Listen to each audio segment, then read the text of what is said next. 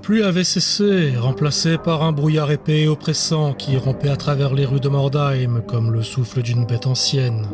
Hilda et Erhard avançaient prudemment, leur sauce en alerte dans le silence étrange qui enveloppait la ville.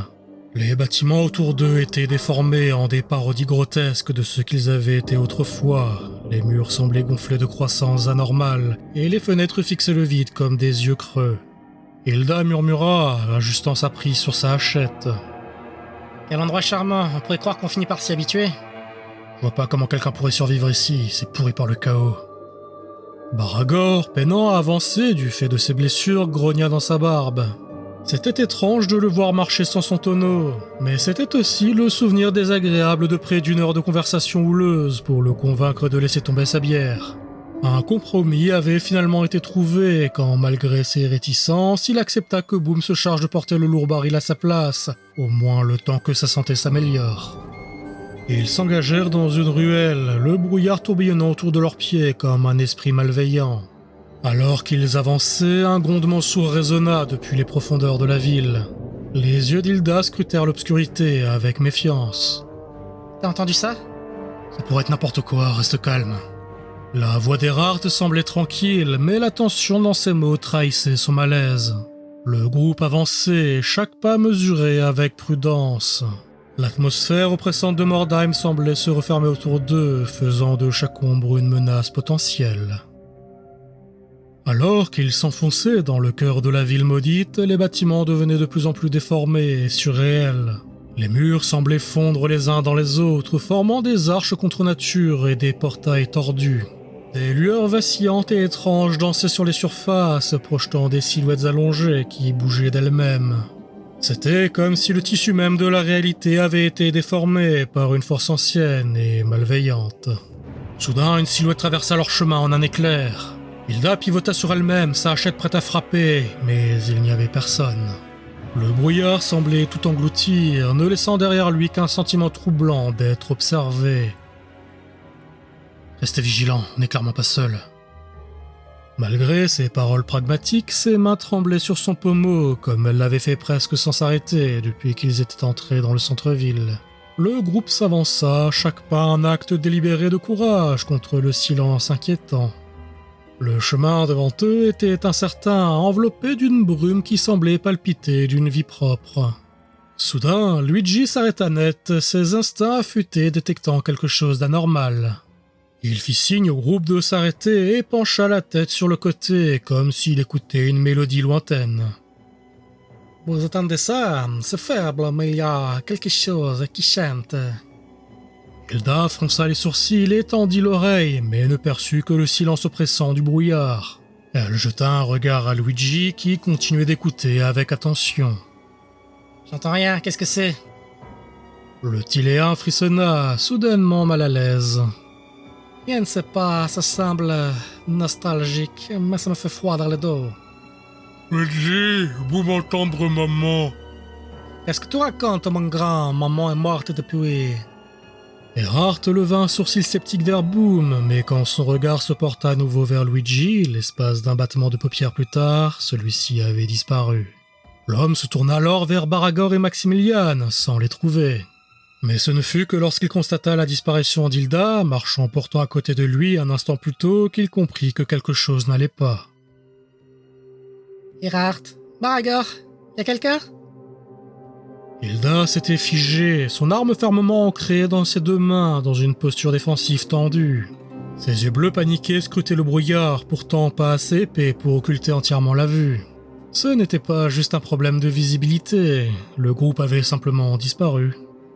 La jeune femme avança de quelques pas, mais sa marche se stoppa net quand elle perçut une silhouette masculine lui tournant le dos dans le brouillard. Maximilian se retourna, confus, tout du moins plus que ce qu'il laissait habituellement percevoir. Il s'était retrouvé seul l'espace d'un instant, mais il ne lui avait pas fallu longtemps pour percevoir une présence derrière lui. Cette dernière était floue, brouillée par la brume, mais elle s'avança vers lui comme en miroir de sa propre démarche mal assurée.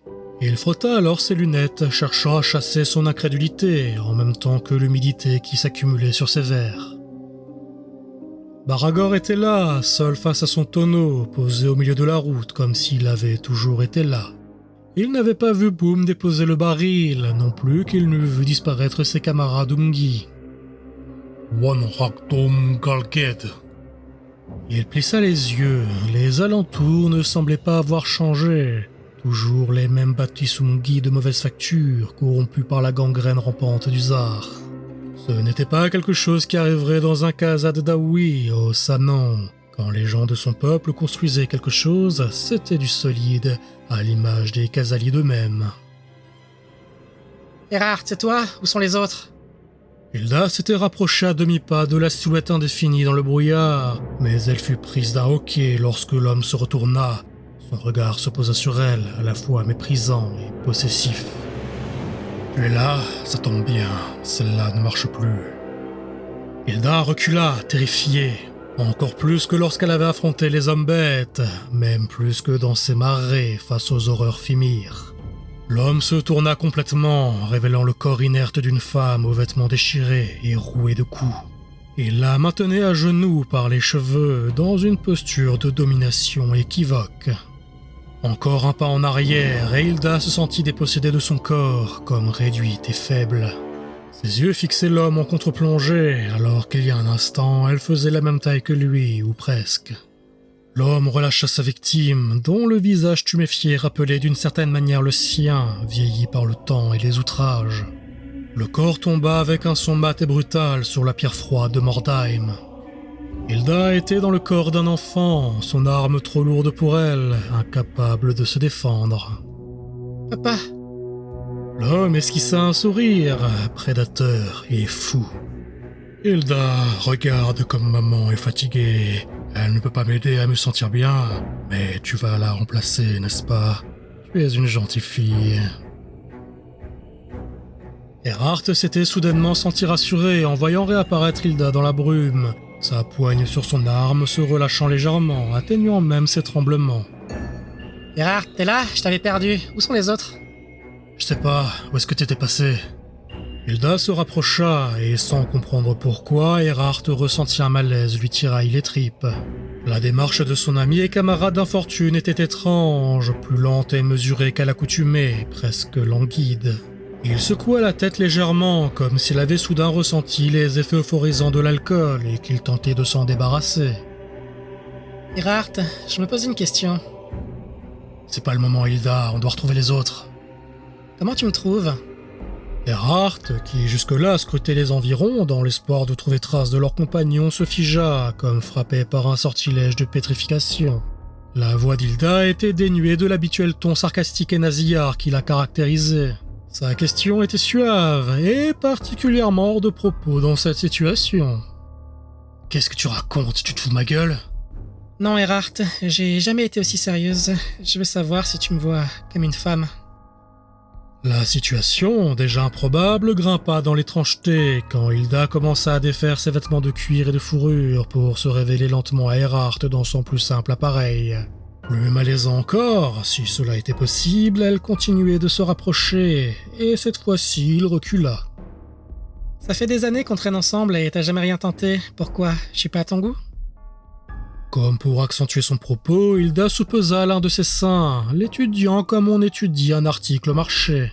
Elle retourna alors son regard vers Erard, légèrement espiègle, voire même d'une certaine manière tentateur.